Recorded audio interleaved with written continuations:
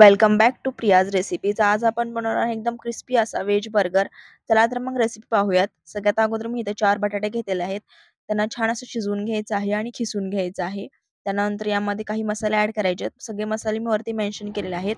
त्यानंतर यामध्ये मी 2 चमचा कॉर्नफ्लॉवर टाकलेला आहे आणि 1 चमचा मैदा टाकलेला आहे. त्यानंतर यामध्ये आपल्याला काही भाज्या टाकून घ्यायच्या आहेत.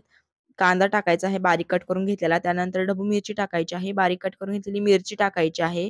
त्यानंतर कोथिंबीर टाकायची आहे. या सर्वांना आपल्याला छान असं मिक्स करायचं आहे. छान त्याचा गोळा तयार करून घ्यायचा आहे. त्यानंतर यातल्या काही अशा पॅटी तयार करून घ्यायच्या आहेत. त्यानंतर आपल्याला इथं कॉर्नफ्लॉवरची स्लरी सुद्धा तयार करून घ्यायची आहे. 2 चमचे कॉर्नफ्लॉवरमध्ये आपल्याला 4 ते 5 चमचे पाणी टाकायचं आहे आणि अशा प्रकारे कॉर्नफ्लॉवरची घट्टसर स्लरी तयार करून घ्यायची आहे. त्यानंतर मी इथं ब्रेडचे क्रम्स सुद्धा तयार करून घेतलेले आहेत. याला आपल्याला छान असं कॉर्नफ्लॉवरमध्ये डीप करून ब्रेड क्रम्समध्ये डीप करून घ्यायचं आहे अशा प्रकारे आणि छान अशा फ्राय करून घ्यायचे आहेत.